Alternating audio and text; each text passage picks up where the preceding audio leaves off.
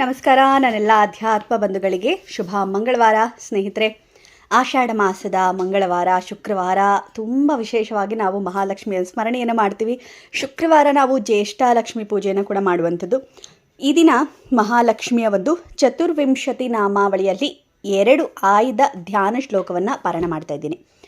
ಈ ಒಂದು ಶ್ಲೋಕವನ್ನು ಕೇಳೋದಕ್ಕೂ ಮುಂಚಿತವಾಗಿ ನಾನು ನಿಮಗೆ ಒಂದು ಸಂಕಲ್ಪವನ್ನು ಹೇಳ್ತೀನಿ. ಆ ಸಂಕಲ್ಪವನ್ನು ಕೇಳಿಸ್ಕೊಂಡು ನಮಸ್ಕಾರ ಮಾಡ್ಕೊಳ್ಳಿ. ನಾನು ಸಂಕಲ್ಪ ಮಂತ್ರವನ್ನು ಹೇಳಿದ ತಕ್ಷಣ ತದನಂತರ ನೀವು ಶ್ಲೋಕವನ್ನು ಕೇಳಿಸ್ಕೊಳ್ಳಿ.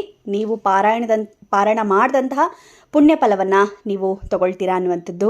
ಜೊತೆಗೆ ಡಿಸ್ಕ್ರಿಪ್ಷನಲ್ಲಿ ಶ್ಲೋಕವನ್ನು ಕೊಟ್ಟಿರ್ತೀನಿ, ತಾವು ಕೂಡ ನನ್ನ ಜೊತೆ ಪಾರಾಯಣ ಮಾಡಬಹುದು. ಆಯಿತಾ? ಸಂಕಲ್ಪ ಸ್ತೋತ್ರವನ್ನು ಕೇಳಿಸ್ಕೊಳ್ಳೋಣ. ಅಸ್ಯ ಶ್ರೀ ಮಹಾಲಕ್ಷ್ಮೀ ಚತುರ್ವಿಂಶತಿ ನಾಮ ಮಂತ್ರಸ್ಯ ಬ್ರಹ್ಮ ಋಷಿ ಅನುಷ್ಠುಪ್ ಛಂದಃ ಶ್ರೀ ಮಹಾಲಕ್ಷ್ಮೀ ದೇವತಾ ಶ್ರೀ ವೆಂಕಟೇಶ ಮಹಿಷಿ ಮಹಾಲಕ್ಷ್ಮೀ ಪ್ರೀತ್ಯರ್ಥಂ ಜಪೇ ವಿನಿಯೋಗ. ಈಗ ನಮಸ್ಕಾರ ಮಾಡಿಕೊಳ್ಳಿ. ನಿಮ್ಮ ಕಷ್ಟ ಕಾರ್ಪಣೆಗಳನ್ನು ಮಹಾಲಕ್ಷ್ಮಿಯ ಹೇಳಿಕೊಂಡು ಈ ಒಂದು ಶ್ಲೋಕ ಪಾರಾಯಣವನ್ನು ಪೂರ್ತಿಯಾಗಿ ಕೇಳಿಸ್ಕೊಳ್ಳಿ ಸ್ನೇಹಿತರೆ. ಈಶಾನಾಂ ಜಗತೋಸ್ಯ ವೆಂಕಟಪತೇರ್ವಿಷ್ಣೋ ಪರಾಂ ಪ್ರೇಯಸೀಂ ತದ್ವಕ್ಷಸ್ಥಲರಿತ್ಯವಾಸರಸಿಕಾಂ ತತ್ಕ್ಷಾಂತಿ ಸಂವರ್ಧಿನೀಂ ಪದ್ಮಾಲಂಕೃತಪಾಣಿಪಲ್ಲವಯುಗಾಂ ಪದ್ಮಾಸನಸ್ಥಾಂ ಶ್ರಿಯಂ ವಾತ್ಸಲ್ಯಾದಿಗುಣೋಜ್ವಲಾಂ ಭಗವತೀಂ ವಂದೇ ಜಗನ್ಮಾತರಂ. ಈಶಾನಾಂ ಜಗತೋಸ್ಯ ವೆಂಕಟಪತೇರ್ವಿಷ್ಣೋ ಪರಾಂ ಪ್ರೇಯಸೀಂ ತದ್ವಕ್ಷಸ್ಥಲರಿತ್ಯವಾಸರಸಿಕಾಂ ತತ್ಕ್ಷಾಂತಿ ಸಂವರ್ಧಿನೀಂ ಪದ್ಮಾಲಂಕೃತಪಾಣಿಪಲ್ಲವಯುಗಾಂ ಪದ್ಮಾಸನಸ್ಥಾಂ ಶ್ರಿಯಂ ವಾತ್ಸಲ್ಯಾದಿಗುಣೋಜ್ವಲಾಂ ಭಗವತೀಂ ವಂದೇ ಜಗನ್ಮಾತರಂ. ಈಶಾನಾಂ ಜಗತೋಸ್ಯ ವೆಂಕಟಪತೇರ್ವಿಷ್ಣೋ ಪರಾಂ ಪ್ರೇಯಸೀಂ ತದ್ವಕ್ಷಸ್ಥಲರಿತ್ಯವಾಸರಸಿಕಾಂ ತತ್ಕ್ಷಾಂತಿ ಸಂವರ್ಧಿನೀಂ ಪದ್ಮಾಲಂಕೃತಪಾಣಿಪಲ್ಲವಯುಗಾಂ ಪದ್ಮಾಸನಸ್ಥಾಂ ಶ್ರಿಯಂ ವಾತ್ಸಲ್ಯಾದಿಗುಣೋಜ್ವಲಾಂ ಭಗವತೀಂ ವಂದೇ ಜಗನ್ಮಾತರಂ. ಈಶಾನಾಂ ಜಗತೋಸ್ಯ ವೆಂಕಟಪತೇರ್ವಿಷ್ಣೋ ಪರಾಂ ಪ್ರೇಯಸೀಂ ತದ್ವಕ್ಷಸ್ಥಲರಿತ್ಯವಾಸರಸಿಕಾಂ ತತ್ಕ್ಷಾಂತಿ ಸಂವರ್ಧಿನೀಂ ಪದ್ಮಾಲಂಕೃತಪಾಣಿಪಲ್ಲವಯುಗಾಂ ಪದ್ಮಾಸನಸ್ಥಾಂ ಶ್ರಿಯಂ ವಾತ್ಸಲ್ಯಾದಿಗುಣೋಜ್ವಲಾಂ ಭಗವತೀಂ ವಂದೇ ಜಗನ್ಮಾತರಂ. ಈಶಾನಾಂ ಜಗತೋಸ್ಯ ವೆಂಕಟಪತೇರ್ವಿಷ್ಣೋ ಪರಾಂ ಪ್ರೇಯಸೀಂ ತದ್ವಕ್ಷಸ್ಥಲರಿತ್ಯವಾಸರಸಿಕಾಂ ತತ್ಕ್ಷಾಂತಿ ಸಂವರ್ಧಿನೀಂ ಪದ್ಮಾಲಂಕೃತಪಾಣಿಪಲ್ಲವಯುಗಾಂ ಪದ್ಮಾಸನಸ್ಥಾಂ ಶ್ರಿಯಂ ವಾತ್ಸಲ್ಯಾದಿಗುಣೋಜ್ವಲಾಂ ಭಗವತೀಂ ವಂದೇ ಜಗನ್ಮಾತರಂ.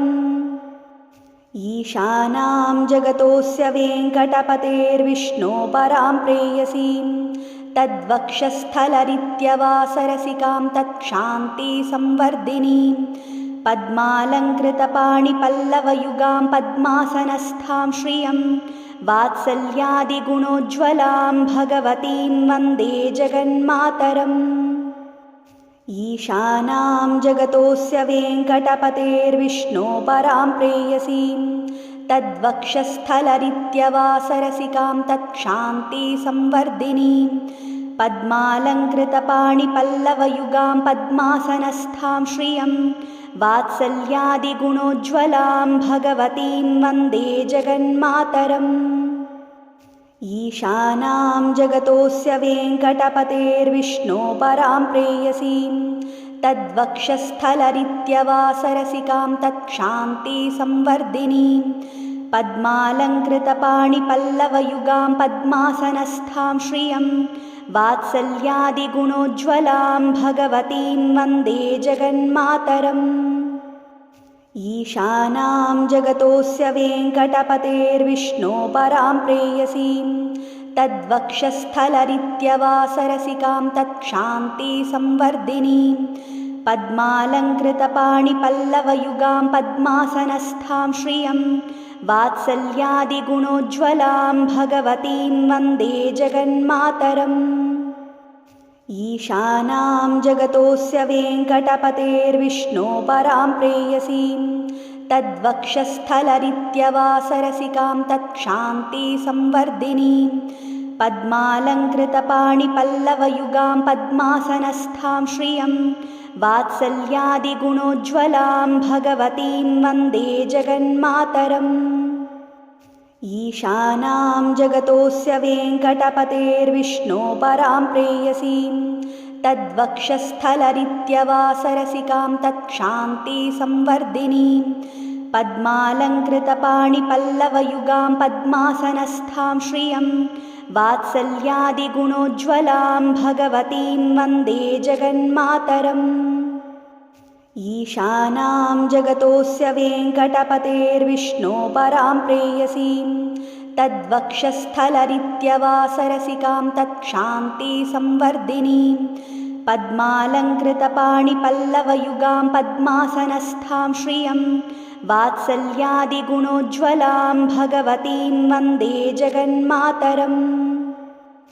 ईशानां जगतोऽस्य वेङ्कटपतेर्विष्णो परां प्रेयसीं तद्वक्षस्थलरित्यवासरसिकां तत्क्षान्तिसंवर्धिनीं पद्मालङ्कृतपाणिपल्लवयुगां पद्मासनस्थां श्रियं वात्सल्यादिगुणोज्ज्वलां भगवतीं वन्दे जगन्मातरम्।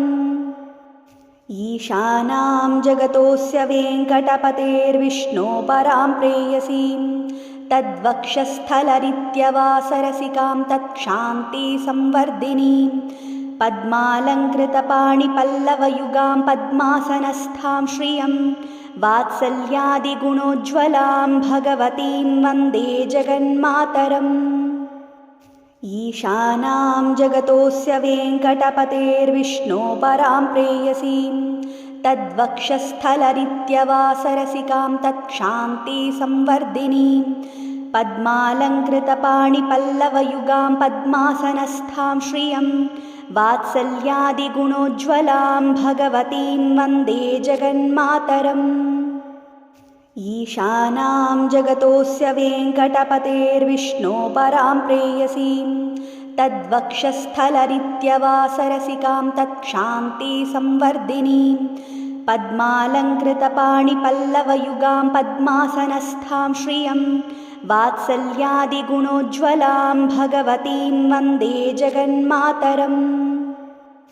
ईशानां जगतोऽस्य वेङ्कटपतेर्विष्णो परां प्रेयसीं तद्वक्षस्थलरित्यवासरसिकां तत्क्षान्तिसंवर्धिनीं पद्मालङ्कृतपाणिपल्लवयुगां पद्मासनस्थां श्रियं वात्सल्यादिगुणोज्ज्वलां भगवतीं वन्दे जगन्मातरम्। ईशानां जगतोऽस्य वेङ्कटपतेर्विष्णो परां प्रेयसीं तद्वक्षस्थलरित्यवासरसिकां तत्क्षान्तिसंवर्धिनीं पद्मालङ्कृतपाणिपल्लवयुगां पद्मासनस्थां श्रियं वात्सल्यादिगुणोज्ज्वलां भगवतीं वन्दे जगन्मातरम्। ईशानां जगतोऽस्य वेङ्कटपतेर्विष्णो परां प्रेयसीं तद्वक्षस्थलरित्यवासरसिकां तत्क्षान्तिसंवर्धिनीं पद्मालङ्कृतपाणिपल्लवयुगां पद्मासनस्थां श्रियं वात्सल्यादिगुणोज्ज्वलां भगवतीं वन्दे जगन्मातरम्। ईशानां जगतोऽस्य वेङ्कटपतेर्विष्णो परां प्रेयसीं तद्वक्षस्थलरित्यवासरसिकां तत्क्षान्तिसंवर्धिनीं पद्मालङ्कृतपाणिपल्लवयुगां पद्मासनस्थां श्रियं वात्सल्यादिगुणोज्ज्वलां भगवतीं वन्दे जगन्मातरम्। ईशानां जगतोऽस्य वेङ्कटपतेर्विष्णो परां प्रेयसीं तद्वक्षस्थलरित्यवासरसिकां तत्क्षान्तिसंवर्धिनीं पद्मालङ्कृतपाणिपल्लवयुगां पद्मासनस्थां श्रियं वात्सल्यादिगुणोज्ज्वलां भगवतीं वन्दे जगन्मातरम्। ईशानां जगतोऽस्य वेङ्कटपतेर्विष्णो परां प्रेयसीं तद्वक्षस्थलरित्यवासरसिकां तत्क्षान्तिसंवर्धिनीं पद्मालङ्कृतपाणिपल्लवयुगां पद्मासनस्थां श्रियं वात्सल्यादिगुणोज्ज्वलां भगवतीं वन्दे जगन्मातरम्। ईशानां जगतोऽस्य वेङ्कटपतेर्विष्णो परां प्रेयसीं तद्वक्षस्थलरित्यवासरसिकां तत्क्षान्तिसंवर्धिनीं पद्मालङ्कृतपाणिपल्लवयुगां पद्मासनस्थां श्रियं वात्सल्यादिगुणोज्ज्वलां भगवतीं वन्दे जगन्मातरम्। ईशानां जगतोऽस्य वेङ्कटपतेर्विष्णो परां प्रेयसीं तद्वक्षस्थलरित्यवासरसिकां तत्क्षान्तिसंवर्धिनीं पद्मालङ्कृतपाणिपल्लवयुगां पद्मासनस्थां श्रियं वात्सल्यादिगुणोज्ज्वलां भगवतीं वन्दे जगन्मातरम्। ईशानां जगतोऽस्य वेङ्कटपतेर्विष्णो परां प्रेयसीं तद्वक्षस्थलरित्यवासरसिकां तत्क्षान्तिसंवर्धिनीं पद्मालङ्कृतपाणिपल्लवयुगां पद्मासनस्थां श्रियं वात्सल्यादिगुणोज्ज्वलां भगवतीं वन्दे जगन्मातरम्। ईशानां जगतोऽस्य वेङ्कटपतेर्विष्णो परां प्रेयसीं तद्वक्षस्थलरित्यवासरसिकां तत्क्षान्तिसंवर्धिनीं पद्मालङ्कृतपाणिपल्लवयुगां पद्मासनस्थां श्रियं वात्सल्यादिगुणोज्ज्वलां भगवतीं वन्दे जगन्मातरम्। ईशानां जगतोऽस्य वेङ्कटपतेर्विष्णो परां प्रेयसीं तद्वक्षस्थलरित्यवासरसिकां तत्क्षान्तिसंवर्धिनीं पद्मालङ्कृतपाणिपल्लवयुगां पद्मासनस्थां श्रियं वात्सल्यादिगुणोज्ज्वलां भगवतीं वन्दे जगन्मातरम्। ईशानां जगतोऽस्य वेङ्कटपतेर्विष्णो परां प्रेयसीं तद्वक्षस्थलरित्यवासरसिकां तत्क्षान्तिसंवर्धिनीं पद्मालङ्कृतपाणिपल्लवयुगां पद्मासनस्थां श्रियं वात्सल्यादिगुणोज्ज्वलां भगवतीं वन्दे जगन्मातरम्। ईशानां जगतोऽस्य वेङ्कटपतेर्विष्णो परां प्रेयसीं तद्वक्षस्थलरित्यवासरसिकां तत्क्षान्तिसंवर्धिनीं पद्मालङ्कृतपाणिपल्लवयुगां पद्मासनस्थां श्रियं वात्सल्यादिगुणोज्ज्वलां भगवतीं वन्दे जगन्मातरम्। ईशानां जगतोऽस्य वेङ्कटपतेर्विष्णो परां प्रेयसीं तद्वक्षस्थलरित्यवासरसिकां तत्क्षान्तिसंवर्धिनीं पद्मालङ्कृतपाणिपल्लवयुगां पद्मासनस्थां श्रियं वात्सल्यादिगुणोज्ज्वलां भगवतीं वन्दे जगन्मातरम्। ईशानां जगतोऽस्य वेङ्कटपतेर्विष्णो परां प्रेयसीं तद्वक्षस्थलरित्यवासरसिकां तत्क्षान्तिसंवर्धिनीं पद्मालङ्कृतपाणिपल्लवयुगां पद्मासनस्थां श्रियं वात्सल्यादिगुणोज्ज्वलां भगवतीं वन्दे जगन्मातरम्। ईशानां जगतोऽस्य वेङ्कटपतेर्विष्णो परां प्रेयसीं तद्वक्षस्थलरित्यवासरसिकां तत्क्षान्तिसंवर्धिनीं पद्मालङ्कृतपाणिपल्लवयुगां पद्मासनस्थां श्रियं वात्सल्यादिगुणोज्ज्वलां भगवतीं वन्दे जगन्मातरम्। ईशानां जगतोऽस्य वेङ्कटपतेर्विष्णो परां प्रेयसीं तद्वक्षस्थलरित्यवासरसिकां तत्क्षान्तिसंवर्धिनीं पद्मालङ्कृतपाणिपल्लवयुगां पद्मासनस्थां श्रियं वात्सल्यादिगुणोज्ज्वलां भगवतीं वन्दे जगन्मातरम्। ईशानां जगतोऽस्य वेङ्कटपतेर्विष्णो परां प्रेयसीं तद्वक्षस्थलरित्यवासरसिकां तत्क्षान्तिसंवर्धिनीं पद्मालङ्कृतपाणिपल्लवयुगां पद्मासनस्थां श्रियं वात्सल्यादिगुणोज्ज्वलां भगवतीं वन्दे जगन्मातरम्।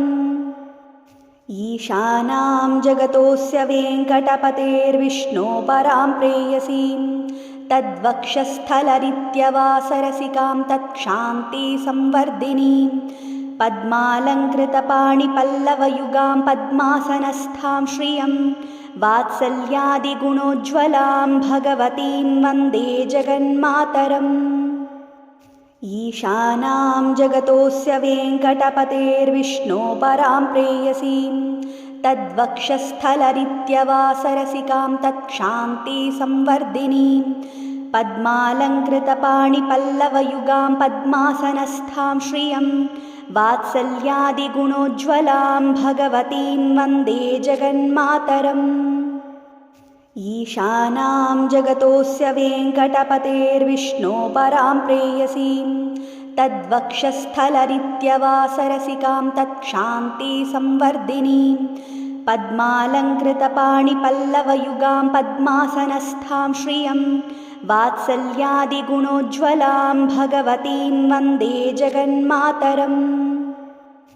ईशानां जगतोऽस्य वेङ्कटपतेर्विष्णो परां प्रेयसीं तद्वक्षस्थलरित्यवासरसिकां तत्क्षान्तिसंवर्धिनीं पद्मालङ्कृतपाणिपल्लवयुगां पद्मासनस्थां श्रियं वात्सल्यादिगुणोज्ज्वलां भगवतीं वन्दे जगन्मातरम्। ईशानां जगतोऽस्य वेङ्कटपतेर्विष्णो परां प्रेयसीं तद्वक्षस्थलरित्यवासरसिकां तत्क्षान्तिसंवर्धिनीं पद्मालङ्कृतपाणिपल्लवयुगां पद्मासनस्थां श्रियं वात्सल्यादिगुणोज्ज्वलां भगवतीं वन्दे जगन्मातरम्। ईशानां जगतोऽस्य वेङ्कटपतेर्विष्णो परां प्रेयसीं तद्वक्षस्थलरित्यवासरसिकां तत्क्षान्तिसंवर्धिनीं पद्मालङ्कृतपाणिपल्लवयुगां पद्मासनस्थां श्रियं वात्सल्यादिगुणोज्ज्वलां भगवतीं वन्दे जगन्मातरम्। ईशानां जगतोऽस्य वेङ्कटपतेर्विष्णो परां प्रेयसीं तद्वक्षस्थलरित्यवासरसिकां तत्क्षान्तिसंवर्धिनीं पद्मालङ्कृतपाणिपल्लवयुगां पद्मासनस्थां श्रियं वात्सल्यादिगुणोज्ज्वलां भगवतीं वन्दे जगन्मातरम्। ईशानां जगतोऽस्य वेङ्कटपतेर्विष्णो परां प्रेयसीं तद्वक्षस्थलरित्यवासरसिकां तत्क्षान्तिसंवर्धिनीं पद्मालङ्कृतपाणिपल्लवयुगां पद्मासनस्थां श्रियं वात्सल्यादिगुणोज्ज्वलां भगवतीं वन्दे जगन्मातरम्। ईशानां जगतोऽस्य वेङ्कटपतेर्विष्णो परां प्रेयसीं तद्वक्षस्थलरित्यवासरसिकां तत्क्षान्तिसंवर्धिनीं पद्मालङ्कृतपाणिपल्लवयुगां पद्मासनस्थां श्रियं वात्सल्यादिगुणोज्ज्वलां भगवतीं वन्दे जगन्मातरम्। ईशानां जगतोऽस्य वेङ्कटपतेर्विष्णो परां प्रेयसीं तद्वक्षस्थलरित्यवासरसिकां तत्क्षान्तिसंवर्धिनीं पद्मालङ्कृतपाणिपल्लवयुगां पद्मासनस्थां श्रियं वात्सल्यादिगुणोज्ज्वलां भगवतीं वन्दे जगन्मातरम्। ईशानां जगतोऽस्य वेङ्कटपतेर्विष्णो परां प्रेयसीं तद्वक्षस्थलरित्यवासरसिकां तत्क्षान्तिसंवर्धिनीं पद्मालङ्कृतपाणिपल्लवयुगां पद्मासनस्थां श्रियं वात्सल्यादिगुणोज्ज्वलां भगवतीं वन्दे जगन्मातरम्। ईशानां जगतोऽस्य वेङ्कटपतेर्विष्णो परां प्रेयसीं तद्वक्षस्थलरित्यवासरसिकां तत्क्षान्तिसंवर्धिनीं पद्मालङ्कृतपाणिपल्लवयुगां पद्मासनस्थां श्रियं वात्सल्यादिगुणोज्ज्वलां भगवतीं वन्दे जगन्मातरम्। ईशानां जगतोऽस्य वेङ्कटपतेर्विष्णो परां प्रेयसीं तद्वक्षस्थलरित्यवासरसिकां तत्क्षान्तिसंवर्धिनीं पद्मालङ्कृतपाणिपल्लवयुगां पद्मासनस्थां श्रियं वात्सल्यादिगुणोज्ज्वलां भगवतीं वन्दे जगन्मातरम्। ईशानां जगतोऽस्य वेङ्कटपतेर्विष्णो परां प्रेयसीं तद्वक्षस्थलरित्यवासरसिकां तत्क्षान्तिसंवर्धिनीं पद्मालङ्कृतपाणिपल्लवयुगां पद्मासनस्थां श्रियं वात्सल्यादिगुणोज्ज्वलां भगवतीं वन्दे जगन्मातरम्।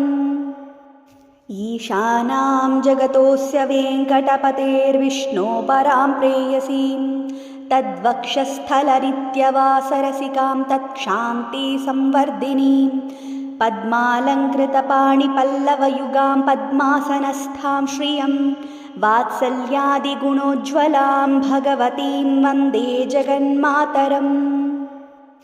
ईशानां जगतोऽस्य वेङ्कटपतेर्विष्णो परां प्रेयसीं तद्वक्षस्थलरित्यवासरसिकां तत्क्षान्तिसंवर्धिनीं पद्मालङ्कृतपाणिपल्लवयुगां पद्मासनस्थां श्रियं वात्सल्यादिगुणोज्ज्वलां भगवतीं वन्दे जगन्मातरम्। ईशानां जगतोऽस्य वेङ्कटपतेर्विष्णो परां प्रेयसीं तद्वक्षस्थलरित्यवासरसिकां तत्क्षान्तिसंवर्धिनीं पद्मालङ्कृतपाणिपल्लवयुगां पद्मासनस्थां श्रियं वात्सल्यादिगुणोज्ज्वलां भगवतीं वन्दे जगन्मातरम्। ईशानां जगतोऽस्य वेङ्कटपतेर्विष्णो परां प्रेयसीं तद्वक्षस्थलरित्यवासरसिकां तत्क्षान्तिसंवर्धिनीं पद्मालङ्कृतपाणिपल्लवयुगां पद्मासनस्थां श्रियं वात्सल्यादिगुणोज्ज्वलां भगवतीं वन्दे जगन्मातरम्। ईशानां जगतोऽस्य वेङ्कटपतेर्विष्णो परां प्रेयसीं तद्वक्षस्थलरित्यवासरसिकां तत्क्षान्तिसंवर्धिनीं पद्मालङ्कृतपाणिपल्लवयुगां पद्मासनस्थां श्रियं वात्सल्यादिगुणोज्ज्वलां भगवतीं वन्दे जगन्मातरम्। ईशानां जगतोऽस्य वेङ्कटपतेर्विष्णो परां प्रेयसीं तद्वक्षस्थलरित्यवासरसिकां तत्क्षान्तिसंवर्धिनीं पद्मालङ्कृतपाणिपल्लवयुगां पद्मासनस्थां श्रियं वात्सल्यादिगुणोज्ज्वलां भगवतीं वन्दे जगन्मातरम्। ईशानां जगतोऽस्य वेङ्कटपतेर्विष्णो परां प्रेयसीं तद्वक्षस्थलरित्यवासरसिकां तत्क्षान्तिसंवर्धिनीं पद्मालङ्कृतपाणिपल्लवयुगां पद्मासनस्थां श्रियं वात्सल्यादिगुणोज्ज्वलां भगवतीं वन्दे जगन्मातरम्। ईशानां जगतोऽस्य वेङ्कटपतेर्विष्णो परां प्रेयसीं तद्वक्षस्थलरित्यवासरसिकां तत्क्षान्तिसंवर्धिनीं पद्मालङ्कृतपाणिपल्लवयुगां पद्मासनस्थां श्रियं वात्सल्यादिगुणोज्ज्वलां भगवतीं वन्दे जगन्मातरम्। ईशानां जगतोऽस्य वेङ्कटपतेर्विष्णो परां प्रेयसीं तद्वक्षस्थलरित्यवासरसिकां तत्क्षान्तिसंवर्धिनीं पद्मालङ्कृतपाणिपल्लवयुगां पद्मासनस्थां श्रियं वात्सल्यादिगुणोज्ज्वलां भगवतीं वन्दे जगन्मातरम्। ईशानां जगतोऽस्य वेङ्कटपतेर्विष्णो परां प्रेयसीं तद्वक्षस्थलरित्यवासरसिकां तत्क्षान्तिसंवर्धिनीं पद्मालङ्कृतपाणिपल्लवयुगां पद्मासनस्थां श्रियं वात्सल्यादिगुणोज्ज्वलां भगवतीं वन्दे जगन्मातरम्। ईशानां जगतोऽस्य वेङ्कटपतेर्विष्णो परां प्रेयसीं तद्वक्षस्थलरित्यवासरसिकां तत्क्षान्तिसंवर्धिनीं पद्मालङ्कृतपाणिपल्लवयुगां पद्मासनस्थां श्रियं वात्सल्यादिगुणोज्ज्वलां भगवतीं वन्दे जगन्मातरम्। ईशानां जगतोऽस्य वेङ्कटपतेर्विष्णो परां प्रेयसीं तद्वक्षस्थलरित्यवासरसिकां तत्क्षान्तिसंवर्धिनीं पद्मालङ्कृतपाणिपल्लवयुगां पद्मासनस्थां श्रियं वात्सल्यादिगुणोज्ज्वलां भगवतीं वन्दे जगन्मातरम्। ईशानां जगतोऽस्य वेङ्कटपतेर्विष्णो परां प्रेयसीं तद्वक्षस्थलरित्यवासरसिकां तत्क्षान्तिसंवर्धिनीं पद्मालङ्कृतपाणिपल्लवयुगां पद्मासनस्थां श्रियं वात्सल्यादिगुणोज्ज्वलां भगवतीं वन्दे जगन्मातरम्। ईशानां जगतोऽस्य वेङ्कटपतेर्विष्णो परां प्रेयसीं तद्वक्षस्थलरित्यवासरसिकां तत्क्षान्तिसंवर्धिनीं पद्मालङ्कृतपाणिपल्लवयुगां पद्मासनस्थां श्रियं वात्सल्यादिगुणोज्ज्वलां भगवतीं वन्दे जगन्मातरम्। ईशानां जगतोऽस्य वेङ्कटपतेर्विष्णो परां प्रेयसीं तद्वक्षस्थलरित्यवासरसिकां तत्क्षान्तिसंवर्धिनीं पद्मालङ्कृतपाणिपल्लवयुगां पद्मासनस्थां श्रियं वात्सल्यादिगुणोज्ज्वलां भगवतीं वन्दे जगन्मातरम्। ईशानां जगतोऽस्य वेङ्कटपतेर्विष्णो परां प्रेयसीं तद्वक्षस्थलरित्यवासरसिकां तत्क्षान्तिसंवर्धिनीं पद्मालङ्कृतपाणिपल्लवयुगां पद्मासनस्थां श्रियं वात्सल्यादिगुणोज्ज्वलां भगवतीं वन्दे जगन्मातरम्। ईशानां जगतोऽस्य वेङ्कटपतेर्विष्णो परां प्रेयसीं तद्वक्षस्थलरित्यवासरसिकां तत्क्षान्तिसंवर्धिनीं पद्मालङ्कृतपाणिपल्लवयुगां पद्मासनस्थां श्रियं वात्सल्यादिगुणोज्ज्वलां भगवतीं वन्दे जगन्मातरम्। ईशानां जगतोऽस्य वेङ्कटपतेर्विष्णो परां प्रेयसीं तद्वक्षस्थलरित्यवासरसिकां तत्क्षान्तिसंवर्धिनीं पद्मालङ्कृतपाणिपल्लवयुगां पद्मासनस्थां श्रियं वात्सल्यादिगुणोज्ज्वलां भगवतीं वन्दे जगन्मातरम्। ईशानां जगतोऽस्य वेङ्कटपतेर्विष्णो परां प्रेयसीं तद्वक्षस्थलरित्यवासरसिकां तत्क्षान्तिसंवर्धिनीं पद्मालङ्कृतपाणिपल्लवयुगां पद्मासनस्थां श्रियं वात्सल्यादिगुणोज्ज्वलां भगवतीं वन्दे जगन्मातरम्। ईशानां जगतोऽस्य वेङ्कटपतेर्विष्णो परां प्रेयसीं तद्वक्षस्थलरित्यवासरसिकां तत्क्षान्तिसंवर्धिनीं पद्मालङ्कृतपाणिपल्लवयुगां पद्मासनस्थां श्रियं वात्सल्यादिगुणोज्ज्वलां भगवतीं वन्दे जगन्मातरम्। ईशानां जगतोऽस्य वेङ्कटपतेर्विष्णो परां प्रेयसीं तद्वक्षस्थलरित्यवासरसिकां तत्क्षान्तिसंवर्धिनीं पद्मालङ्कृतपाणिपल्लवयुगां पद्मासनस्थां श्रियं वात्सल्यादिगुणोज्ज्वलां भगवतीं वन्दे जगन्मातरम्। ईशानां जगतोऽस्य वेङ्कटपतेर्विष्णो परां प्रेयसीं तद्वक्षस्थलरित्यवासरसिकां तत्क्षान्तिसंवर्धिनीं पद्मालङ्कृतपाणिपल्लवयुगां पद्मासनस्थां श्रियं वात्सल्यादिगुणोज्ज्वलां भगवतीं वन्दे जगन्मातरम्। ईशानां जगतोऽस्य वेङ्कटपतेर्विष्णो परां प्रेयसीं तद्वक्षस्थलरित्यवासरसिकां तत्क्षान्तिसंवर्धिनीं पद्मालङ्कृतपाणिपल्लवयुगां पद्मासनस्थां श्रियं वात्सल्यादिगुणोज्ज्वलां भगवतीं वन्दे जगन्मातरम्।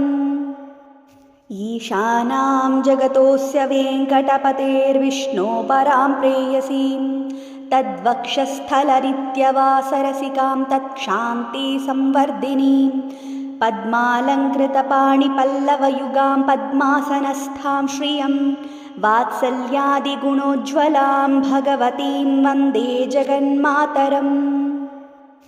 ईशानां जगतोऽस्य वेङ्कटपतेर्विष्णो परां प्रेयसीं तद्वक्षस्थलरित्यवासरसिकां तत्क्षान्तिसंवर्धिनीं पद्मालङ्कृतपाणिपल्लवयुगां पद्मासनस्थां श्रियं वात्सल्यादिगुणोज्ज्वलां भगवतीं वन्दे जगन्मातरम्।